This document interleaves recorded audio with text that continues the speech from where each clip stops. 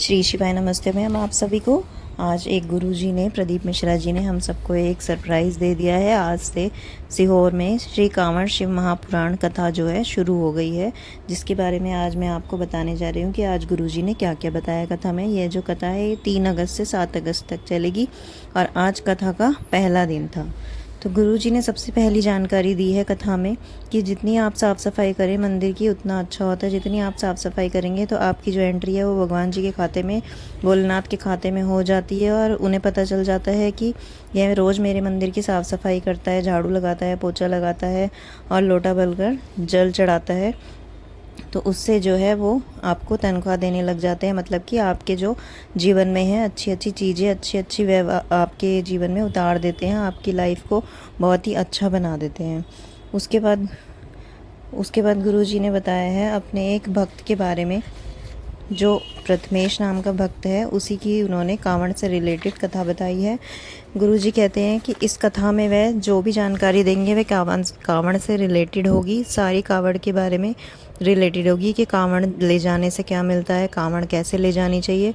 तो आज पहला दिन था। आज गुरुजी ने एक प्रथमेश नाम के भक्त के बारे में बताया है, जो भोलेनाथ का बहुत ही अच्छा भक्त था और बहुत ही ज़्यादा भक्ति करता था। रोज़ मंदिर जाता था, रोज़ झाड़ू पोछा करता था और रोज़ भगवान जी पर एक लोटा जल चढ़ाता था। यह जो क्रम था वह काफ़ी सालों से चल रहा था और अब वह बुज़ुर्ग हो चुका था। तो इसके बारे में गुरुजी ने आगे कहा है, आगे बताएंगे कि वह बुज़ुर्ग हो गया था, उसकी पोती की शादी थी।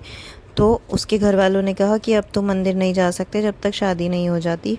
तो वह बहुत ही दुखी हो गया था, अपना अंदर से वह बहुत ही टूट सा गया था कि जैसे मैं मंदिर क्यों नहीं जा सकता, कि जैसे एक भक्त दुखी होता है भगवान के पास ना जाने से, ऐसे ही भगवान को भी दुख होता है।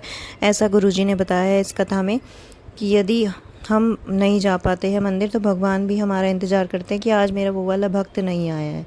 तो ऐसा गुरुजी ने। इसके बाद गुरुजी ने 3 चीज़ें बताई हैं जिन पर हमें अपना जो है कंट्रोल रखने की ज़रूरत है, जो हमारे कंट्रोल से बाहर कभी नहीं जानी चाहिए, जो बहुत ही मुश्किल से कंट्रोल में आती है। उसमें पहली चीज़ है भूख, दूसरी चीज़ है जीभया और तीसरी चीज़ है आँख। तो इन पर गुरुजी ने बताया है कि भूख जो है, हमें जो अच्छे अच्छे खाने होते हैं उन्हें देखकर हमें लगता है हम ये खा लें, हम वो खा लें, लेकिन हमें उतना ही खाना चाहिए जितना हमारे पेट में आए और ज़्यादा नहीं खाना चाहिए। और जीभ जो है उससे हम इतना बोलते हैं, किसी से कही हुई जो बात है वो जीभ से बोली जाती है लेकिन वापस नहीं जाती। इसलिए हमें अपने शब्दों का चयन जो है सोच समझ कर करना चाहिए और अपने शब्दों को मुंह से जब भी बाहर निकालना चाहिए यदि वो काम के हों, वरना हमें नहीं बोलना चाहिए। तीसरी चीज़ है आँख। गुरुजी ने कहा है कि आँख का भी हमें बहुत ध्यान रखना चाहिए। हमारी नज़रें तो बहुत चीज़ें देख देख के चाहती है कि हम यहाँ चले जाएं, वहाँ चले जाएं, ये ले ले वो ले ले, लेकिन हमें अपनी आँख को भी कंट्रोल में रखना चाहिए। ऐसा गुरुजी ने कथा में बताया है। उसके बाद गुरुजी ने कहा है कि दिल जो है, हृदय हृदय भी हमारा जो है हमारे काबू में रहना चाहिए, क्योंकि कई बार क्या होता है हम कथा में रहते हैं पर हमारा जो है दिल कहीं और रहता है कि अरे वो वहाँ गई होगी, वो वहाँ गई होगी। तो ऐसा नहीं होना चाहिए। प्रथमेश का कथन दोबारा शुरू करते हुए गुरुजी ने बताया है कि जैसा कि उसके घर में पोती की शादी थी, उसके घर में मंगल कार्य हो रहा था। तो ऐसे बहुत से समय आते हैं हमारे जीवन में जब हमारे घर में मंगल कार्य होता है लेकिन हमसे कहा जाता है कि तुम मंदिर मत जाओ, घर में मेहमान हैं उन्हें देखो, उनका ध्यान रखो। तो ऐसा नहीं करना चाहिए। हमें एक लोटा जल लेके अवश्य ही मंदिर जाना चाहिए। उससे क्या है, और भगवान के भरोसे हमें सब कुछ छोड़ देना चाहिए कि भगवान यही कार्य यहाँ तक पहुँचाने के लिए आपका धन्यवाद, और आगे भी कार्य आपको ही संभालना है, आपके ही हाथों में, आप करोगे तो होगा वरना कुछ नहीं होगा। इसके बाद गुरुजी ने बताया है कि यदि आपके पूर्व के फल अच्छे होंगे, पुण्य अच्छे होंगे, आपने पुण्य किया होगा तो हो सकता है आपको अच्छी पत्नी और अच्छा पति भी मिल जाए।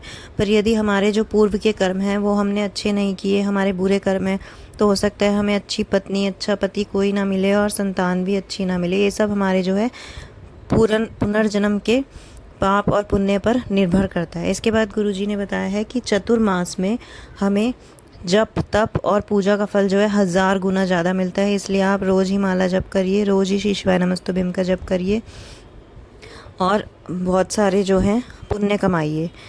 इसके बाद गुरुजी ने बताया है कि नारी नारी के लिए नारी का सबसे बड़ा सुहाग होता है और आकाश से बड़ा मन का आनंद होता है और भगवान से बड़ा भगवान का नाम होता है। इस प्रकार गुरुजी बताते हैं कि नारी जो है उसके लिए सबसे बड़ा जो है सुहाग ही होता है, उसके आगे कोई नहीं होता, उसी के लिए वह तैयार होती है, उसी के लिए बच्चे संभालती है और भगवान से बड़ा भगवान का नाम होता है। मतलब आप भगवान के मंदिर ना भी जा पाएँ तो आप भगवान का नाम जप कर ले, ये ऐसा गुरुजी ने बताया है। इसके बाद गुरुजी ने बताया है कि श्री शिवाय नमोस्तुभ्यम जो भी बोलता है, यदि आपने उसके मुख का दर्शन भी कर लिया तो उसके दर्शन से भी आपको अश्वमेघ यज्ञ का फल मिल जाता है और आपके सारे दुख कट जाते हैं। इसके बाद गुरुजी ने 3 चीज़ें बताई हैं जिनमें अधिक बल होता है। उसमें पहली चीज़ है मिट्टी, दूसरी चीज़ है मानव और तीसरी चीज़ है मंत्र। गुरुजी ने बताया जब हम पार्थिव शिवलिंग का निर्माण करते हैं तो हमारे हाथों की जो रेखाएं होती हैं वो बदलती हैं, तो उसमें वो बल आ जाता है, हमारी हाथों की रेखाएं बदल जाती है जब हम पार्थिव शिवलिंग का निर्माण करते हैं। इसके बाद गुरुजी कहते हैं कि मानव जो होता है, मानव के अंदर भी बल होता है, मानव के अंदर तो भगवान ने ही बल देकर भेजा है। तीसरा गुरुजी ने बताया मंत्र। इसके बारे में गुरुजी कहते हैं कि जब हम पार्थिव शिवलिंग बनाकर उसका निर्माण करते हैं और मंत्र जाप करते हैं तो उससे हमें इतना गुण बल जो है हमारे शरीर में प्राप्त होता है। तो इसलिए ये 3 चीज़ें हैं जो हमें बल प्रदान करती हैं। इन 3 चीज़ों को हमें अपने जीवन में उतारना चाहिए। इसके बाद गुरुजी फिर से प्रथमेश का जिक्र करते हैं और कहते हैं कि प्रथमेश जो है बहुत ही विलाप करता है, अंदर से बहुत ही रोता है कि मुझे मंदिर जाने दो, गेट खोल दो, पर उसके घर वालों ने दरवाज़ा बंद कर दिया कि नहीं आप मंदिर नहीं जा सकते, जब सब मेहमान चले जाएंगे तभी आप मंदिर जाएंगे। वो अंदर से बहुत ही परेशान होता है कि ऐसा क्या हो गया कि मैं मंदिर नहीं जा सकता, क्या हो गया। तो वो बहुत ही परेशान होता है मंदिर जाने से। इसके बाद गुरुजी जानकारी देते हैं कि हम सोचते हैं कि अपने जीवन में कि हमारे बेटी की शादी हो जाए, हमारी बहू आ जाए, हमारी बेटी का विवाह हो जाए, हमारा दामाद आ जाए, लेकिन जैसे जैसे फैमिली बढ़ती है तो ऐसा देखा जाता है कि हमारी जैसे जैसे फैमिली बढ़ गई तो हमारा मंत्र जाप, हमारा मंदिर जाना, हमारा तीर्थ पर जाना जो है कम हो गया है, क्योंकि हम जो है घर के काम काज में फंस कर रह जाते हैं और हम बाहर नहीं जा पाते हैं। तो ऐसा गुरुजी ने बताया है। इस पर गुरुजी ने कहा है कि जब आप इसके बाद गुरुजी ने बताया है कि जब भी हम कभी केदार जाते हैं, केदार जाते हैं, महाकाल जाते हैं, सीहोर जाते हैं, मल्लिकार्जुन जाते हैं, काशी जाते हैं, अमरनाथ जाते हैं, तो हमें एक शिव भक्ति की मस्ती चढ़ जाती है। वो मस्ती में हम, मतलब आप खुद ही नोटिस कीजिएगा, गुरुजी ऐसा कहते हैं कि हम मस्त हो जाते हैं, हमें एक अलग ही मस्ती छा जाती है। और कई लोग होते हैं जो कहते हैं हम कांवड़ भी नहीं ले जा सकते, सीवन नदी से कैसे जाएंगे 11 किलोमीटर। तो जो लोग चल भी नहीं सकते, जो बहुत ही बुजुर्ग हैं, जिनकी तबीयत ख़राब है, उनमें भी एक ऐसी मस्ती आ जाती है कि वो चलने लग जाते हैं और पता नहीं कहाँ से वो हिम्मत आ जाती है। वो यही कहते हैं कि ऐसी जो हिम्मत है ये भोलेनाथ ही उन्हें देते हैं कि। और इसके बाद वो बताते हैं कि जब हम कांवड़ लेकर अपने कंधे पर एक डंडा रखकर और उसमें 2 लोटे जल लेकर जब हम कांवड़ लेकर जाते हैं तो जब हम चलते हैं तो वो लोटे हिलते रहते हैं और उसमें जो गंगा जल होता है वो छलक रहा होता है। तो ऐसा लगता है कि मानो गंगा मैया भी सिर भगवान भोलेनाथ के सिर से उतर कर हमारे लोटे में आ गई हो। ऐसा ही गुरुजी ने बताया है। इसके बाद गुरुजी ने जानकारी दी है कि जितनी पूजा हम तन से कर सकते हैं उससे ज़्यादा फल हमें मन से पूजा का मिलता है। जैसे आप सीहोर नहीं जा सकते, आप सोच रहे होंगे कि हम सीहोर नहीं जा पा रहे हैं कांवड़ लेने के लिए, हम कथा देखने नहीं जा पा रहे हैं, तो ऐसा नहीं है। आप अपने घर बैठकर कथा देख सकते हैं, आनंद ले सकते हैं कथा का टीवी पर, यूट्यूब पर देखकर। और आप कांवड़ लेने नहीं जा रहे हैं तो ऐसा ज़रूरी नहीं है, आप घर बैठकर भी बाबा की साधना कर सकते हैं। आपका जो फल है वो आपको लाख गुना मिलेगा उसका भी, लेकिन आपने सच्चे मन से यह पूजा करी हो, ऐसा गुरुजी ने कहा है। इसके बाद गुरुजी ने एक एग्जाम्पल दिया है सास बहू का। उसमें उन्होंने बताया कि एक बहुत ही अच्छी सास बहू थी, उनमें बहुत ही ज़्यादा प्रेम था, बहुत ही ज़्यादा भक्ति थी, दोनों बहुत मिलकर रहती थी। एक बार सास के पीहर वाले जो थे वो सास को काशी ले जाने लगे, तो उसने मना कर दिया कि नहीं मैं अपनी बहू को लेकर जाऊंगी। तो सास के भाई ने कहा कि नहीं अब सब बुजुर्ग जा रहे हैं तो हम उसे नहीं ले जा सकते। तो सास चली गई, मान गई, तैयार हो गई। और जैसे ही वो काशी गई तो उसे याद आया काशी पहुंचकर कि वो अलमारी की चाबी वही लगी हुई छोड़ आई है। तो उसके मन में आया कि उसकी बहू कहीं चोरी ना कर ले, उसके गहने ना ले ले। तो इस टेंशन में वो वहाँ से भागी और गंगा स्नान भी नहीं कर पाई। जैसे ही वो भागने लगी उसका हाथ हिला और उसके हाथ की अंगूठी गंगा जी में गिर गई।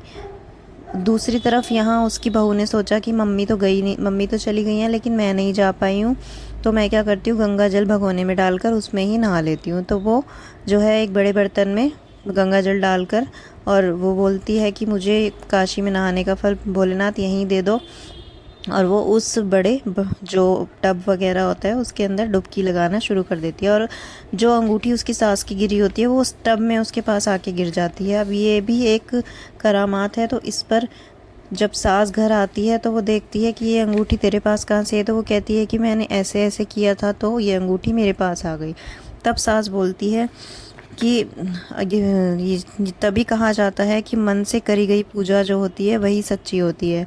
बहू का मन साफ था, वह चाहती थी कि मैं भी गंगा जल में नहा लूं अगर मैं नहीं जा पाई तो। पर सास को अभी भी मोह माया लगी हुई थी कि मेरे घर की जो चाबी है वो घर पर रह गई है, इसलिए वो तीर्थ का फल नहीं उठा पाई। तो इस पर भी गुरुजी कहते हैं कि आपको मोह माया जो है त्याग देनी चाहिए और अपने मन से पूजा ज़रूर करनी चाहिए। इसके बाद गुरुजी ने बताया कि गणेश जी ने, माँ मनसा ने, अशोक सुंदरी ने, इन सब ने कांवड़ भरी है भोलेनाथ की।